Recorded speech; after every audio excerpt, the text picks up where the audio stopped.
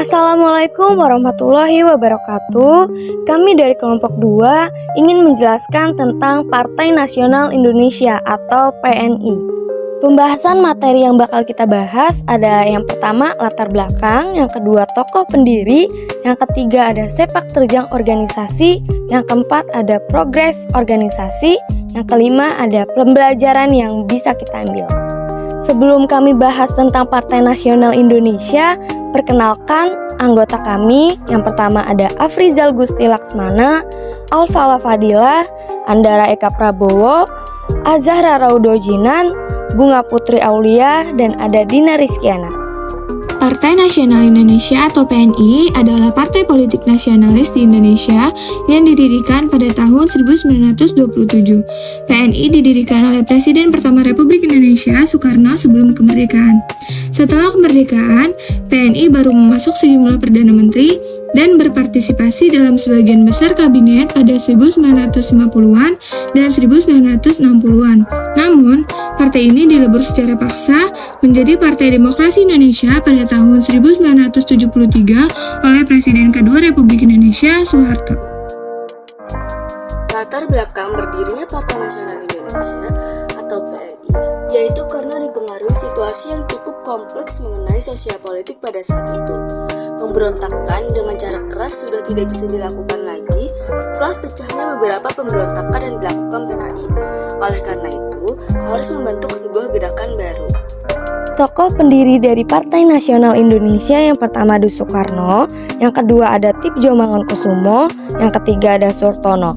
Mereka semua adalah tokoh-tokoh yang berperan penting dalam perjuangan kemerdekaan Indonesia dan memainkan peran yang sangat penting dalam pembentukan politik Indonesia pada masa itu. Sepak terjang organisasi Partai Nasional Indonesia. Partai Nasional Indonesia atau PNI adalah nama yang digunakan oleh beberapa partai politik Indonesia sejak tahun 1927 sampai tahun 2000-an. Partai Nasional Indonesia lahir sebagai organisasi untuk mengekspresikan rasa nasionalisme Indonesia pada masa pra-kemerdekaan. PNI sendiri dibentuk didasarkan pada gagasan untuk tidak bekerja sama dengan pemerintah Hindia Belanda.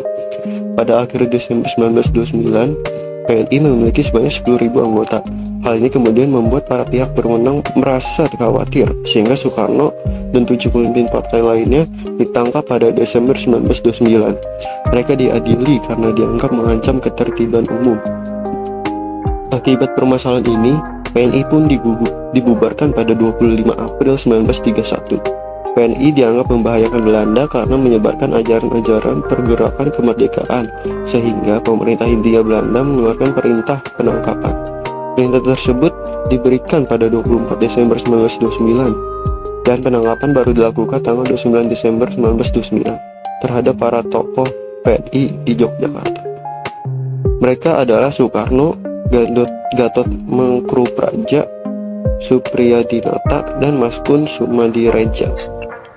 Proses organisasi. Tahun 1929, PNI dianggap membahayakan Belanda karena menyebarkan ajaran-ajaran pergerakan kemerdekaan sehingga pemerintah Hindia Belanda mengeluarkan perintah penangkapan. Perintah tersebut diberikan pada 24 Desember 1929 dan penangkapan baru dilakukan tanggal 29 Desember 1929 terhadap para tokoh PNI di Yogyakarta. Mereka adalah Soekarno, Gatot Mangkupraja, Supriyadinata, dan Maskun Sumadireja. Tahun 1930, para tokoh diadili pada 18 Agustus 1930. Setelahnya mereka dimasukkan ke penjara Sukamiskin, Bandung. Tahun 1931, pimpinan PNI Soekarno diganti oleh Sartono. Kemudian Sartono membubarkan PNI dan membentuk Partindo pada 25 April 1931. Namun hal tersebut ditolak oleh Mohatta, sehingga dibentuk kembali PNI baru atau Pendidikan Nasional Indonesia 1955. PNI memenangkan pemilu 1955-1973. PNI bergabung dengan 4 peserta pemilu 1971 dan terbentuk Partai Demokrasi Indonesia. Tahun 1999, PNI menjadi peserta pemilu 1999-2002. PNI berubah nama menjadi PNI Marhaenisme, dipimpin oleh Sukamawati Soekarno Putri, anak dari Soekarno. Pelajaran yang bisa diambil yaitu bisa membangkitkan semangat untuk menyusun kekuatan baru dalam menghadapi suatu masalah dan untuk mengobarkan semangat perjuangan nasional. 1. Kesadaran nasional, yaitu kita bersama untuk mengingat kembali bagaimana pelaksanaan tugas-tugas yang telah diamanatkan oleh pemimpin kepada kita. 2. Kemauan nasional, yaitu rasa ingin terus mau memperjuangkan jiwa kenasionalan. 3. Perbuatan nasional, keulatan dan ketangguhan dalam menghadapi dan mengatasi segala ancaman, gangguan, hambatan, dan tantangan. Itu dia pembahasan dari Partai Nasional Indonesia. Kami dari kelompok 2, kurang lebihnya mohon maaf jika ada kesalahan kata. Wassalamualaikum warahmatullahi wabarakatuh.